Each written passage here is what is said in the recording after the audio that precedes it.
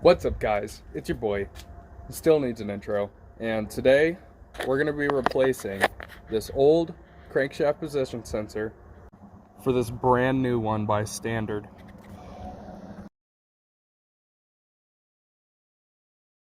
Now today's kind of going to be a quick guide because this was a little last minute and we've been really busy and I kind of want my car back.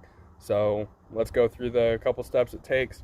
And if you need a more in-depth guide, I'll link a video in the description of the video that I actually followed. So let's go ahead and get to it.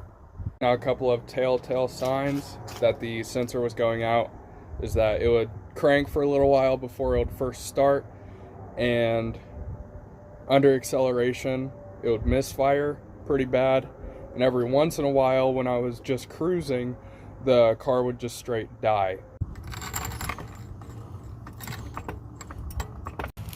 And after you got her on a jack stand, you're going to come back here, lift up all your different mats, and kind of set them off to the side so that they're out of the way.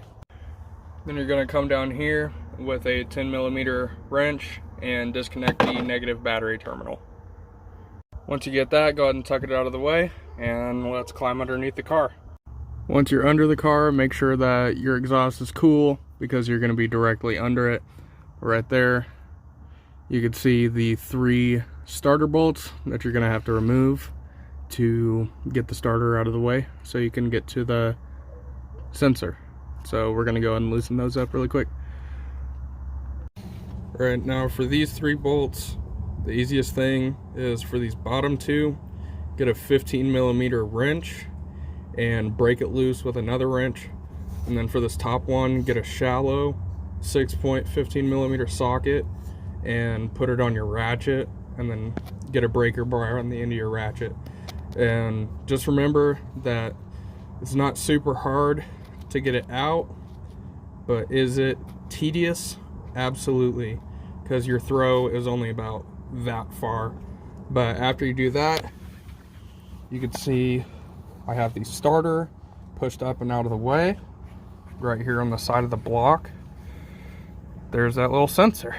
So we're gonna get a 10mm socket and pull that out, and then try and take out that God forbidden clip. And if you want a little practice with the red tabs, you can come up here on your coil packs and take these in and out, and it'll give you a little practice.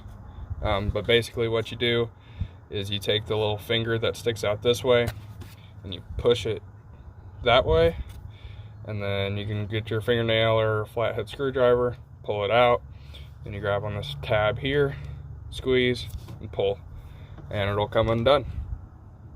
Now when you buy new parts, you always want to compare it to the old one just to make sure it works. So let's go ahead and pull this one out of the new box. And as you can see, it's a spitting image of the old one. You can see it's still got the same 3 fingers on the inside of it like it needs. The top has the same tabs as the old one. And the biggest thing is you want to make sure that the depth on them is the same. So everything adds up. So let's go ahead and basically reverse the process and put the new one in. Alright, got the battery reconnected, and something I cannot stress enough.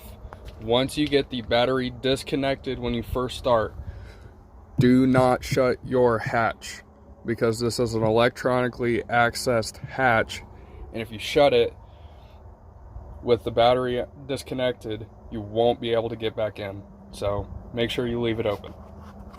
After you get that reconnected, you come in here, you put all of your different mats and stuff in there. Now you can shut your hatch. Alright, now that we got the sensor in, let's go ahead and start it up and see what we find.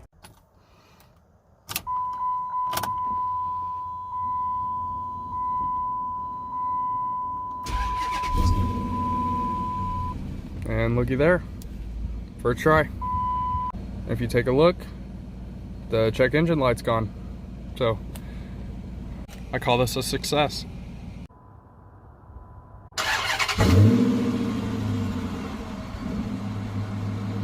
Now, if this video was helpful, please be sure to drop a like. If you'd consider subscribing, click over here. If If you want to see what YouTube recommends you watch next, click over here. And as always, I look forward to seeing you guys next time.